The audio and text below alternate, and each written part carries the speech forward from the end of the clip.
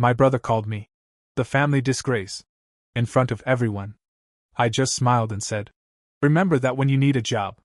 That same week, guess who came knocking? It was one of those family gatherings where everything looks perfect from the outside. Polished cutlery, laughter over wine, ambient music humming beneath the low drone of conversation. But you know, deep down, it's all just a cover. Thanksgiving at my parents' house had always been more theater than reunion, and this year was no different. I was halfway through a bite of dry turkey when it happened.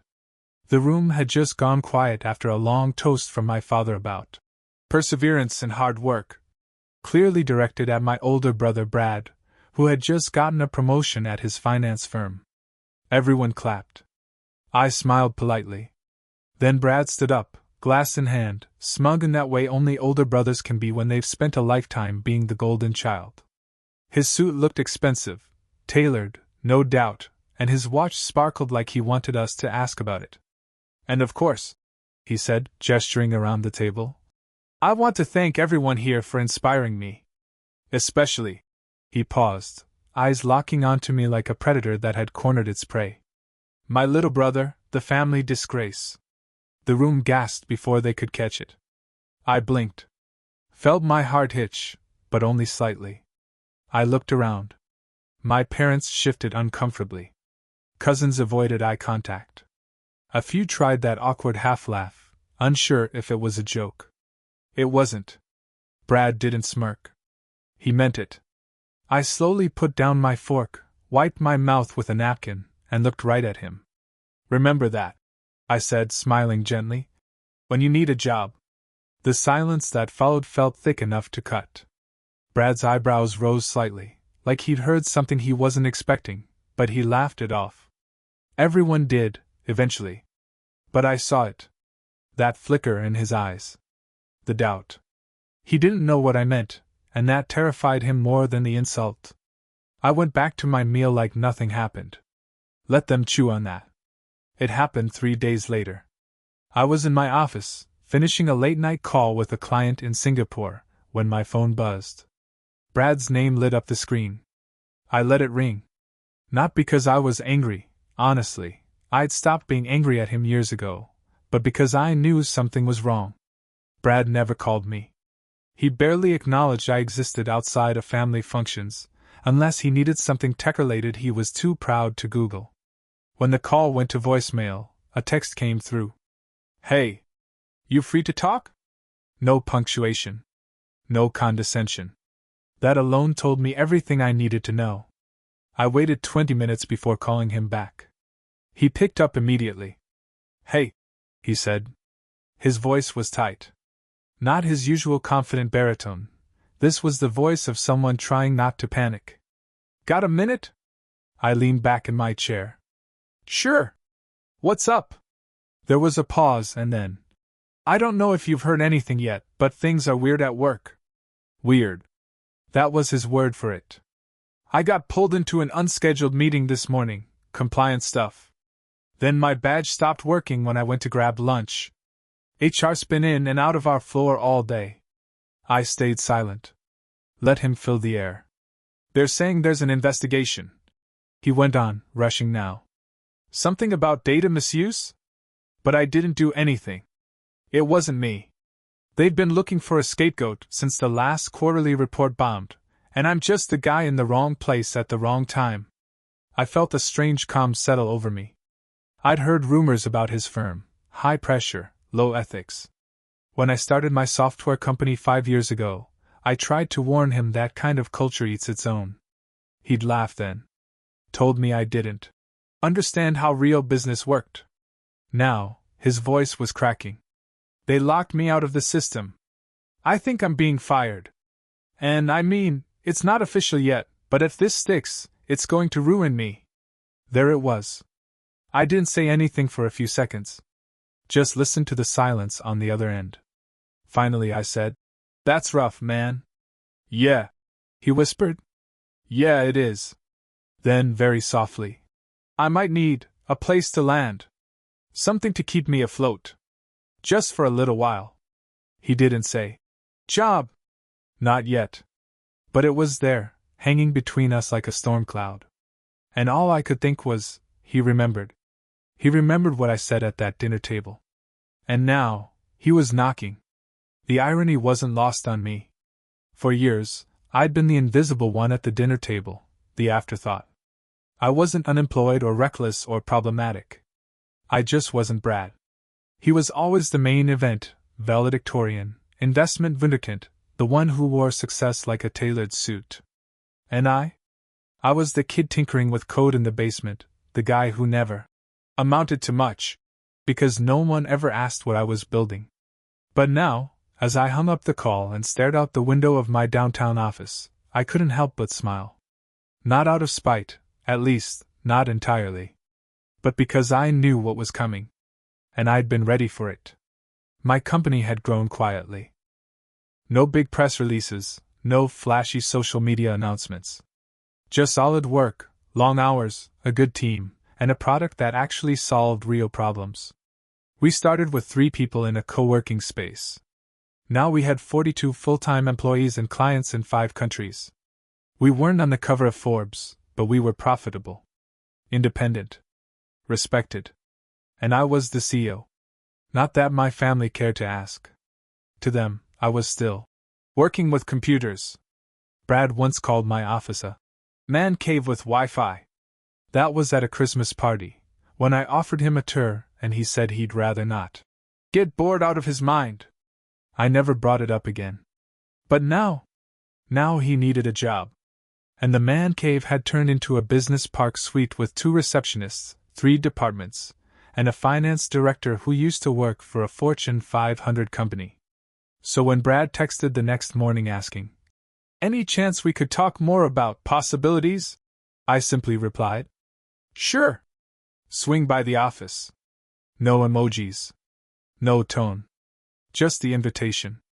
Because I wanted him to see it for himself. The office. The staff. The plaque on the glass door that read, Nathan Carter, founder and CEO. I wanted him to feel the shift. The one where I wasn't the family disgrace anymore. I was the one holding the pen now. And I was about to write the next chapter, with him sitting across the table. He showed up on a Thursday. I saw him through the tinted glass wall of our conference room, hesitating in the lobby. He looked off balance. Gone was the swagger, the polished confidence he wore like cologne. Now he looked like a man who'd worn the same suit 3 days in a row.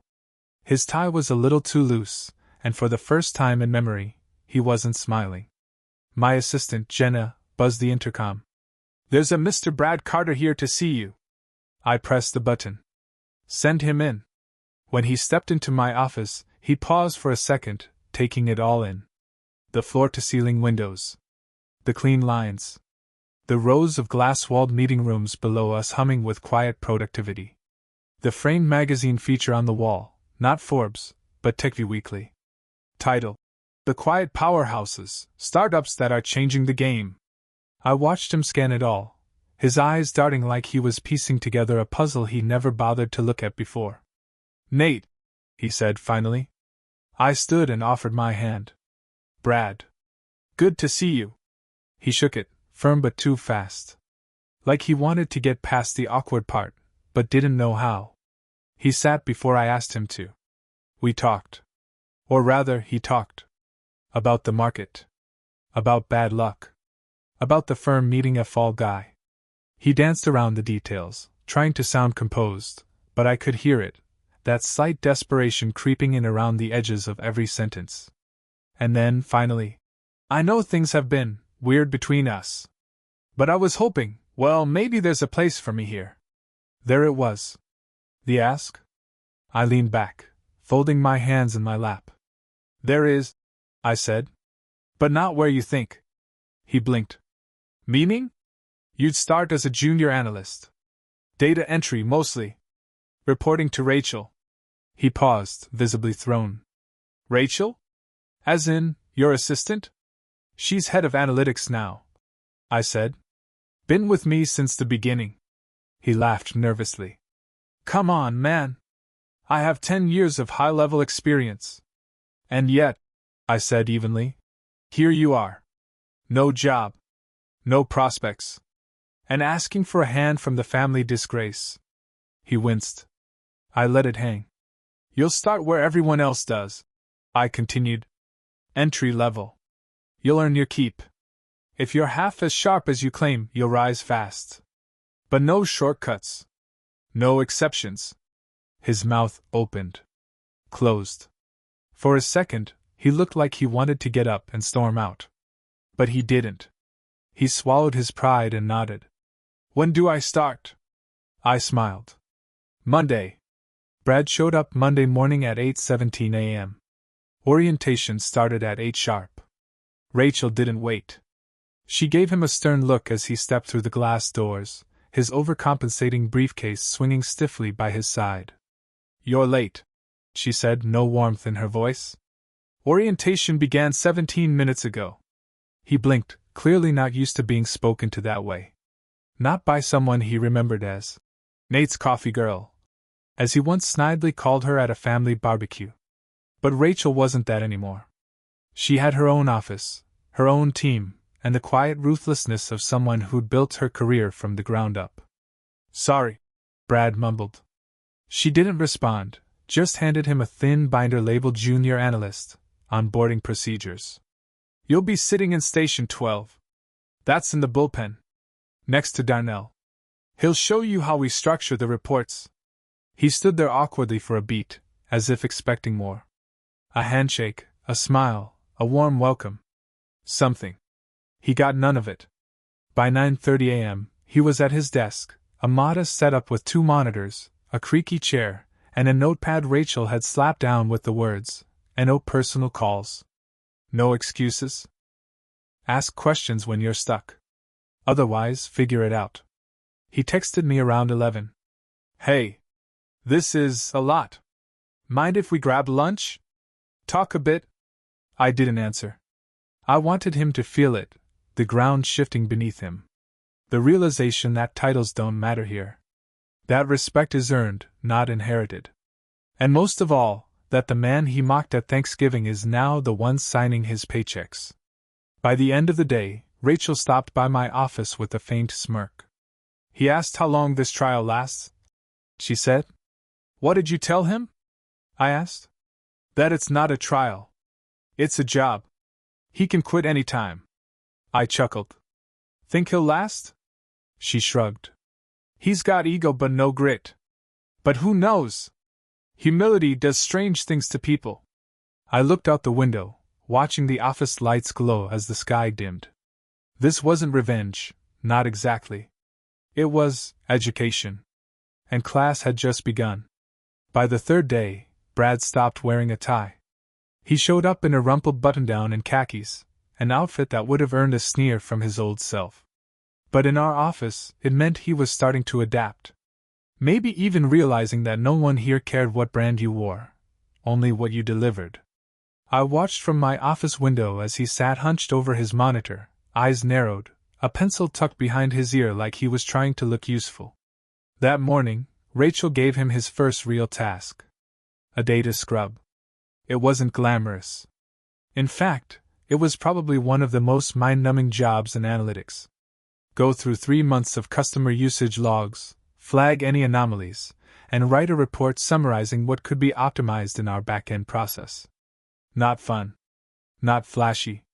But critical.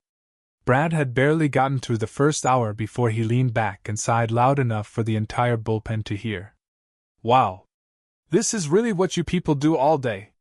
Darnell, the guy seated next to him, glanced over. You people? He repeated, arching an eyebrow. Brad laughed awkwardly. No, I just mean, it's a lot of sifting. It's called work, Darnell replied, eyes back on his screen.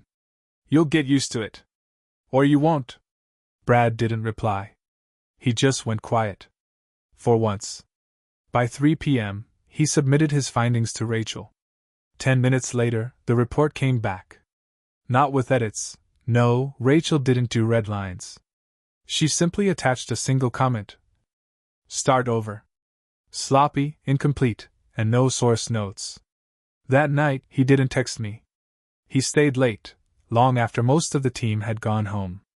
I saw him through the glass, sitting in that too small chair, flipping through pages, clicking back and forth between tabs, scratching his head like the numbers were starting to win. And I smiled. Because this was what I had endured for years. The invisible work. The unsexy grind. The part no one claps for. And Brad? Brad was finally sitting in the seat he thought was beneath him. By the end of the first week, something had shifted in Brad. He wasn't cracking jokes anymore. He wasn't making small talk with the team. He wasn't even trying to pretend he didn't belong here, because deep down, he knew. He didn't belong here. Not yet. He was behind. Behind on reports, behind on learning the workflow. Rachel had given him the same data set 3 times in 5 days. And each time, it came back with new issues, formatting errors, wrong metrics, lazy conclusions. By Friday, Rachel didn't even bother sugarcoating it. "You're going to need to work this weekend if you want to keep up," Brad scoffed. "Wait, seriously?" Rachel didn't blink. "We all did. First month here is sink or swim. Up to you." That night, he cornered me in the hallway as I was leaving. "Nate," he said, voice low and frustrated. "Can we talk?" "Just 5 minutes." I nodded. Led him back to my office. He sat across from me, still trying to hold on to the fragments of an image he'd built for years, smart, confident, in control. But I saw it then. The cracks. The way his knee bounced. The way he rubbed the back of his neck like the weight of everything was finally pressing down. "I'm trying," he said quietly. "I really am. But this is humiliating." I didn't respond. I just let him sit in it. He looked up. "Come on, Nate. You made your point. I get it. You wanted me to feel what it's like to start from the bottom. I do. Okay? Can't you just move me up a level? I could be more useful. You know I'm not an entry-level guy." I leaned forward, hands folded. "Brad," I said calmly, "you called me a disgrace. In front of everyone." He flinched. "You laughed at what I do. You spent years pretending I was a hobbyist, not a professional. But I didn't force you into this job. You asked for it." He looked away, jaw tight. "You want to be moved up?" I asked. "Then earn it. That's how it works here. Not just for you. For everyone." He opened his mouth to argue, but then something in his face broke. Not anger. Not pride. Shame. He looked down at the floor, then back at me, his voice barely a whisper. "I didn't think I'd ever need you." I nodded. "And now?" He swallowed. "I do." I stood.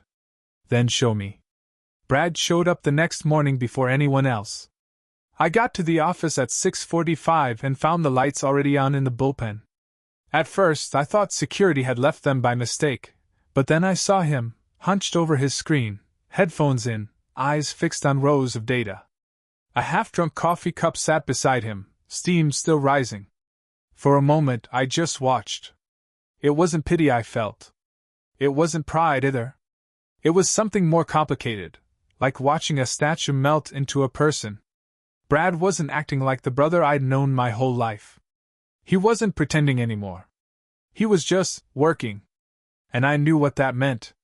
He'd hit bottom. But he hadn't quit. That Monday, Rachel handed him a fresh report set, something she usually reserved for mid-level analysts. She didn't say why, but I saw it. The silent test. The kind she gives when someone's close to proving themselves. Brad didn't celebrate. He didn't even say thank you. He just nodded and got to work. By Wednesday, his name came up in the team chat. A quiet, "Hey, props to Brad for catching that data misfire in the Q2 logs." From Darnell, no less. Rachel didn't react, but I caught her glance over at his desk that afternoon, brief, unreadable. Then came the moment I didn't expect. It was Friday, nearly 7 p.m. Most of the office had cleared out, but I was still at my desk, reviewing next quarter's hiring roadmap. A knock came on my door. Brad stood there, not with a problem, not with a complaint, but with a binder in his hand. "I rewrote the customer churn report," he said. Found a few things we missed last cycle. Patterns from accounts in the hospitality sector. Could explain that dip in June. He walked over and placed it on my desk, tapping the front page lightly. I know I'd been a mess, he said. I know I walked in here thinking I was better than this. Than you. And I was wrong. I looked up, stunned by how quiet his voice was. I used to think what you built was small, he said. Like you were playing at success. But this is real. And I didn't see that until I was the one down here, trying to keep up. He took a breath. I just wanted you to know. I see it now. There was a long pause. The younger me would have needed an apology. The version of me sitting at Thanksgiving years ago would have rubbed it in. But I didn't feel like gloating. Because for the first time in our lives, Brad wasn't talking at me. He was talking to me. I nodded, finally speaking. You did good work this week. The team noticed. He looked down, just for a second. Then he nodded back. And left. I sat there in the quiet, staring at the report he'd left behind. The irony wasn't lost on me. The man who called me a disgrace had just pulled a 14-hour shift for a company with my name on the door. And he did it without expecting anything in return. Maybe, just maybe, that was the beginning of something neither of us expected. Not just justice. Not just revenge. But change. It was the last week of the quarter, a pressure cooker stretch where even the calmest of teams start to fray at the edges. The product update was shipping, 2 clients were behind on invoices, and Rachel had fallen sick halfway through the week, leaving her department temporarily leaderless. I stepped in to help where I could. But it was Brad who surprised me. Without being asked, he filled the gap. He stayed late, managed the interns, cross-checked error logs from the latest beta release, and even ran 2 client-facing demos alongside Darnell. People noticed. Not in the "look who's suddenly stepping up" way, but in the subtle, silent nods. In the way no one questioned it anymore when Brad spoke up in meetings. He wasn't playing a role. He was earning one. But I needed to be sure. That Friday, I called him into my office and handed him a flash drive. There's a new proposal on here, I said. From a firm in Boston. They want a partnership. Investment, resources, the whole thing. But the contract terms, they're aggressive. He glanced at the drive. And you want me to vet it? I nodded. Start to finish. You'll have full access. It's sensitive. Only a few people know about it. But I trust you can handle it. He nodded again, slower this time. This is a test, he said. No, I replied. It's the test. He didn't ask what would happen if he failed. He just took the drive, stood, and left. What I didn't tell him was this: the Boston firm. They were real, and their offer was legitimate, but hidden in the contract was a clause, buried on page 38, that would give them partial ownership over our back-end tools. The same tools my team and I had built from scratch over 5 years. It was the kind of oversight a careless analyst would miss. Or worse, ignore. I waited. Monday came. No word. Tuesday passed. Still nothing. By Wednesday, I started to wonder if he'd bailed. Or if the pressure had finally been too much. Then, just after 4 p.m., he walked into my office. Wordless, he placed the flash drive back on my desk, this time with a printed report paper clipped on top. Clause 12.4.3, he said. Page 38. They're trying to slip ownership rights through a license merge. If you sign it, you lose control. I stared at him. He looked tired. Pale. But not weak. Thanks, I said quietly. He nodded and turned to leave, then stopped. For what it's worth, he said over his shoulder. 5 years ago, I would have signed that deal in a heartbeat. I wouldn't have noticed. Or cared. But now? He shook his head. I get it. Then he walked out. I sat back in my chair, staring at the report. Brad had passed. Not because he caught the clause. But because, for the first time, he protected something he didn't build. Something that wasn't about him. Something that was mine. And now, ours.